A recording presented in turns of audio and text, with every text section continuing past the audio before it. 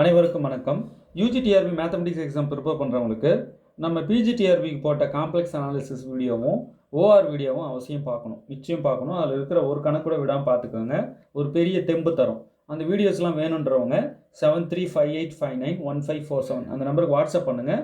நான் உங்களுக்கு அதெல்லாம் ஃப்ரீயாகவே அனுப்பி வைக்கிறேன். Okay, full set material provide பண்ணுறோம். வேணுன்றவங்க 7358591547 இந்த நம்பருக்கு நீங்கள் காண்டாக்ட் பண்ணி தேவைன்னா வாங்கி படிக்கலாம். ஓகே, ஃபுல் செட் மெட்டீரியல் அவைலபிளாக இருக்குது.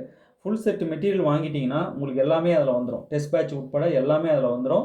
பெரிய சப்போர்ட்டாக இருக்கும். நிச்சயமாக இருக்கிற டைமில் அந்த மெட்டீரியலை படித்து முடிக்கணும். ஏன்னா அவ்வளோ காம்படிட்டர்ஸ் இருக்காங்க. அதை நீங்கள் புரிஞ்சுக்கணும்.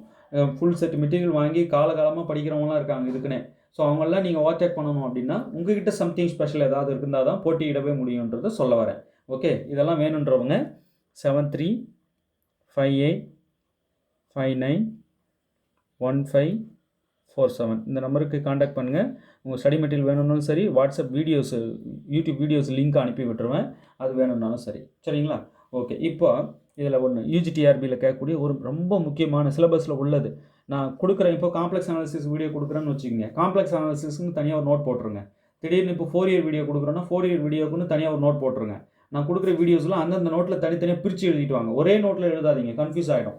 அப்போ நான் எல்லா டாப்பிக்கையும் வீடியோ கொடுப்பேன்னா எஸ், கண்டிப்பாக கொடுப்பேன், விடவே மாட்டேன். எல்லாத்தையும் கவர் பண்ண ட்ரை பண்ணுவேன். ஸோ தனித்தனி நோட் போட்டு எழுதிட்டே வந்தீங்கன்னா பெரிய சப்போர்ட்டாக இருக்கும். ஓகே, இதுக்கு முன்னாடி வீடியோவில் காட்சி இன்டெக்ரல் ஃபார்முலா யூஸ் பண்ணி இன்டெக்ரல் வேல்யூ எப்படி கண்டுபிடிக்கிறதுன்னு பார்த்தோம் இல்லையா? காட்சி இன்டெக்ரல் ஃபார்முலா மட்டுமா இருக்குது காம்ப்ளெக்ஸ் அனாலிசிஸில்? இல்லையே. Cauchy integral formula for derivative, nth derivative ஃபார்முலாவே இருக்குது. அதை எழுதுகிறேன் பாருங்கள். Cauchy integral formula for derivative. Cauchy's integral formula for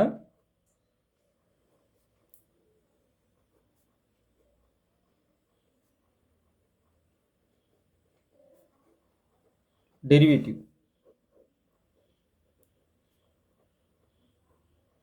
Cauchy integral formula for derivative பாருங்க, f power n of a nth derivative is equal to n factorial divided by 2 pi I integral over closed contour C f of z divided by z minus a whole power n plus 1 into dz. இதுதான் அந்த காட்சி integral formula for derivative. Okay, சரிங்க. இப்போ ஏன் இது ஞாபகத்துக்கு வந்துச்சு உங்களுக்கு திடீர்னு? கொஷினை பாருங்கள், அதோட பர்ஃபெக்ட் ஒத்து போகுது. அப்போ இந்த கொஷினை பார்க்கும்போதே அந்த காட்சி இன்டெக்ரல் ஃபார்முலா ஃபார் டெரிவேட்டிவோட ஒத்து போகுதுன்னு எனக்கு எப்படி தெரியும்? ஏன்னா இதை நல்லா அந்த அளவுக்கு படித்தேன். ஏன்னா இந்த ஏ இருக்கு இல்லையா, இந்த சி க்ளோஸ்டு கான்டூருக்கு உள்ளே லை ஆகணும். இந்த ஏங்கிற பாயிண்ட்டு சிக்குள்ளே லை ஆகணும். எஃப் ஆஃப் இசட் அனலிட்டிக்காக இருக்கணும். எங்கே? இந்த க்ளோஸ்டு கான்டூருக்கு உள்ளவும் க்ளோஸ்டு கான்டூரோட மேலேயும் ஆன் த கர்வும் இன்சைட் த கர்வும் அனலிட்டிக்காக இருக்கணும். இந்த எஃப் ஆஃப் இசட் அனலிட்டிக்காக இருக்கணும். இந்த ஏ லைஸ் இன்சைட் சியாக இருக்கணும். அப்படிலாம் இருந்ததுன்னா நீங்கள் என்ன பண்ணிக்கலாம், இதை எழுதிக்கலாம். ஓகே, சரிங்க. இப்போ இங்கெல்லாம் இதோட பர்ஃபெக்ட் மேட்ச் ஆகுதா சார்? எஸ், ஆமாம். இங்கே பாருங்கள், இந்த இ பவர் இசட் இருக்கு இல்லையா, இது எஃப் ஆஃப் இசட்னு எடுத்துக்கலாம். இது அனலிட்டிக்கா? என்டையர் காம்ப்ளெக்ஸ் பிளேன்லேயே analytic. Exponential functions are analytic functions. அப்போ நம்ம இதை அனலிட்டிக்னு எடுத்துக்கலாம். இப்போ n+1 இங்கே பாருங்கள், n+1. அப்போ இங்கே அந்த 2 1+1 பிரிச்சுட்டு n வேல்யூ 1 ஆக்கிடலாம். ஈஸியாக முடிஞ்சுது. இப்போ இங்கே மைனஸ் போட்டு இந்த ஃபார்முலாவில் மைனஸ் இருக்கு இல்லையா, அப்போ இங்கே நான் மைனஸ் போட்டு உள்ளே அந்த 1க்கு -1 கொடுத்துட்டா மைனஸ் வர மாதிரி எழுத முடியும். ஸோ இதோட பர்ஃபெக்ட் மேட்ச் ஆகுது. அதோடு மட்டும் இல்லாமல் அந்த -1 இந்த கான்டூருக்கு உள்ளே வருமா அப்படின்னா எஸ், இது கான்டூருக்கு உள்ளே வரும். இது சென்டர் 0 உள்ள யூனிட் 0 சென்டர் உள்ள ரேடியஸ் 3 யூனிட் உள்ள ஒரு சர்க்கிள். சென்டர் 0, இது க்ளோஸ்டு சிம்பிள் க்ளோஸ்டு கான்டூர் தான். இது சர்க்கிள், இது சர்க்கிள் 0 ரேடியஸ் 3 உள்ளது. அப்போது -1 கண்டிப்பாக இந்த சர்க்கிள் உள்ளே வந்துடும். நான் வரைஞ்சி காட்டுறேன் பாருங்கள். அப்போது இந்த பாயிண்ட் லைஸ் இன்சைட் சியாகவும் இருக்குது. எது? -1.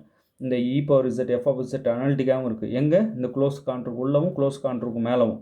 ஏன் உள்ளவும் மேலவும் மட்டும் இல்லை, entire complex பிளேன்லே e power இசட்ன்றது whole சியிலே analytic. அப்போ இந்த கவுக்கு உள்ளவும் கவுக்கு மேலவும் அனலிட்டிக்காக இருக்காதா? இருக்குமே. அப்போது பர்ஃபெக்ட் மேட்ச் ஆகுது. இந்த ஸ்கொயர் கொடுத்ததுனால தான் நான் என்ன பண்ணேன், nth டெரிவேட்டிவ் ஃபார்முலாவோட இது மேட்ச் ஆகுதான்னு பார்த்தேன். இந்த ஸ்கொயர் இல்லைன்னா காட்சி இன்டெக்ரல் ஃபார்முலா யூஸ் பண்ணி போட ட்ரை பண்ணியிருப்பேன். ஸோ இந்த அடுக்கு டினாமினேட்டரில் அடுக்கு கொடுத்துருக்காங்களா பாருங்கள். ஓகே, சரி. இப்போ நான் அந்த கொஷின் அப்படியே எழுதுகிறேன். Integral over C E power Z divided by z+1 whole square, right? இதுதான் இன்ட்டு dz. சரிங்க. இப்போ நான் இதில் எஃப் ஆஃப் இசட் என்னன்னு எடுத்தேன், மேலே இருக்குல்ல, அதான் இ பவர் இசட். ரைட். சரி, n என்னென்னு எடுத்துக்கிட்டேன், இது 1 வரா மாதிரி ஸ்ப்ளிட் பண்ணுங்கள். இப்போ சப்போஸ் 5 இருந்ததுன்னு வச்சுக்கோங்க, 4 + 1. ஏன் 1 வரா மாதிரி பிரிக்கிறீங்கன்னா அங்கே ஃபார்முலாவில் பாருங்கள். அப்போது 1 வரா மாதிரி பிரிச்சுட்டு ரிமைனிங் இருக்கிறது தான் n. இங்கே 1 தான். அப்போ 1 + 1 2 ஆகும். அப்போ n வேல்யூ 1 ஆகிப்போச்சு. ஓகே. சரி, ஏன்னா இங்கே பாயிண்ட் அப்படின்னா இதை அப்படியே ரீரைட் பண்ணி பாருங்கள். Integral over c e power z divided by இது எப்படி எழுதலாம்னா z மைனஸ் ஆஃப் -1 எழுதிக்கலாம், ஹோல் ஸ்கொயர். பாருங்கள், z minus a whole power n + 1 into dz இல்லையா. அப்போது ஏவும் என்னன்னா -1. சரி, இந்த -1 வந்து இந்த கவுக்கு உள்ளவே லை ஆகுதா? ஏன் இந்த கொடுத்துருக்கிற கவ் பாருங்கள், mod z = 3ன்ற கவ் இங்கே பாருங்கள், பர்ஃபெக்ட் சூட் ஆகணும். அப்போ தான் நீங்கள் இந்த ஃபார்முலாவை அப்ளை பண்ணலாம், தப்பாகிடும். எல்லாமே பர்ஃபெக்ட் சூட் ஆகணும். இப்போ ரேடியஸ் 3 உள்ள சர்க்கிள் தானே, இந்த பக்கம் 3, இந்த பக்கம் 3, இந்த பக்கம் 3. இது நெகட்டிவ் சைடு, இது பாசிட்டிவ் சைடு. இங்கே 3 வரைக்கும் போகும், இங்கே -3 வரைக்கும் போகும். அப்போ -1 இங்கே வரும், இந்த எக்ஸ் ஆக்சிஸ் மேலே இங்கே வரும் இல்லையா. அப்போ லைஸ் இன்சைட் சி தான், கவுக்கு உள்ளே தான் லையாக இருக்குது. எது அந்த -1. அப்போ n தெரிஞ்சிச்சு, a தெரிஞ்சிச்சு, f of z தெரிஞ்சிச்சு. சரிங்க, இப்போ f of a வேணும். f of aங்கிறது என்னது, f of -1 தான் இல்லையா. அப்போ இந்த இடத்துல நம்ம -1 கொடுத்தோம்னா e பவர் -1 வரும், equal to e power -1. Okay. இப்போ f dash of z வேணும். f dash of z என்ன, f dash of z equal to இதை டிஃபரன்ஷியேட் பண்ணிங்க, e பவர் z டிஃபரன்ஷியேட் பண்ணால் e பவர் z தான். ரைட். இப்போது f dash of zக்கு ஏன் கண்டுபிடிச்சிங்கன்னா தேவைப்படுதாங்க. இப்போ f daஷ்க்குள்ளே அந்த a கொடுங்க, அந்த -1 கொடுங்க, e பவர் -1 தான். ரைட். ஏன்னா zக்கு -1 கொடுத்தேன், -1 தான்.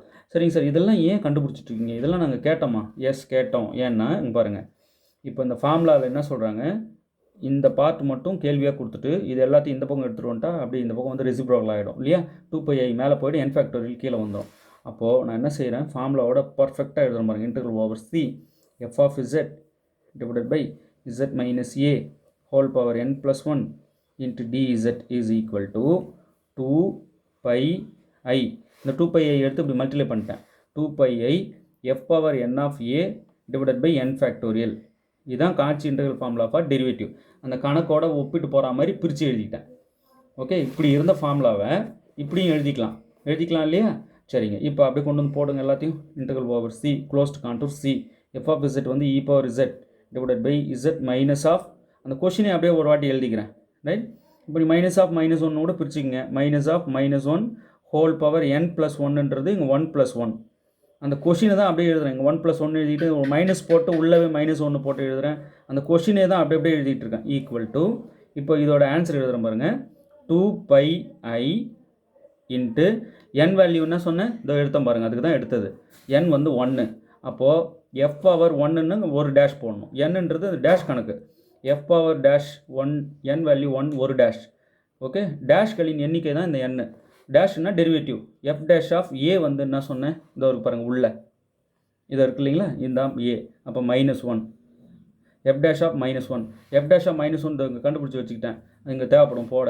டிவைடட் பை n ஃபேக்டோரியல் என்ன, n வந்து 1. அப்போது 1 ஃபேக்டோரியல். ஃபேக்டோரியல் இப்படியும் போடலாம், இப்படியும் போடலாம், இப்படியும் போடலாம் இல்லையா, ஃபேக்டோரியல் சிம்பிள். ஓகே. இது 1 ஃபேக்டோரியல், இது 1 ஃபேக்டோரியல், ரெண்டும் ஒன்று தான், 1 தான். 1 ஃபேக்டோரியல்னா 1.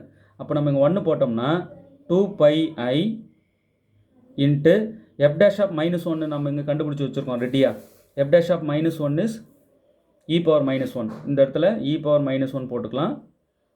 டிவைடட் பை 1 ஃபேக்டோரியல் வந்து 1. இந்த 1 டினாமினேட்டரில் போட வேணாம்.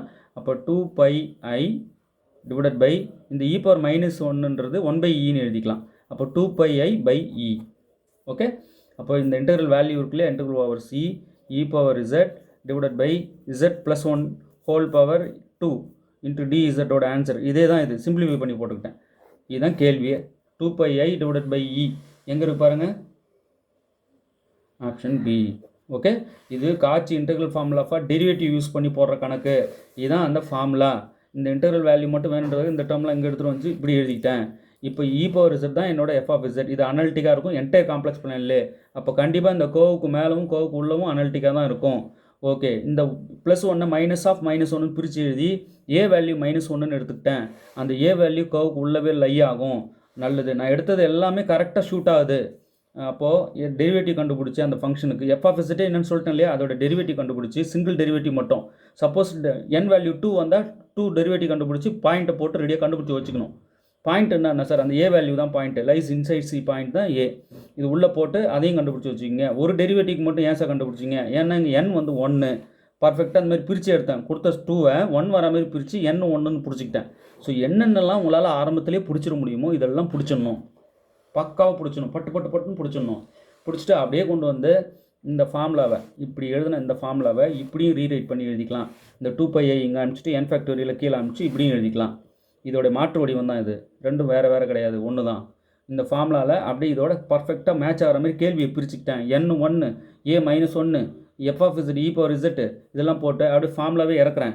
n வேல்யூ 1 ஆகிடுச்சு. அந்த n-ன்றது 1, n2ஆக இருந்தால் டபுள் டேஷ் போடணும், n3ஆக இருந்தால் ட்ரிபிள் டேஷ் போடணும்.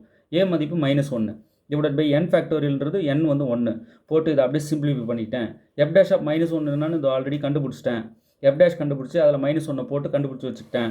அதை கொண்டு வந்து இங்கே போட்டேன். அப்போ 2πi × e power -1 இங்கே டினாமினேட்டரில் 1 இருக்கு இல்லையா, இந்த 1 போட வேண்டாம், e power -1 1/eன்னு எழுதிக்கிட்டேன் கீழே. அப்போ 2πi டிவைட் பை eன்றது தான் இதோட விடை.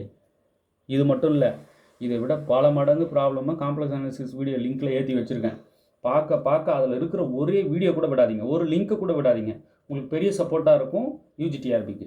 ஓகே, தேர்வில் வெற்றி பெற வாழ்த்துக்கள். தேங்க்யூ.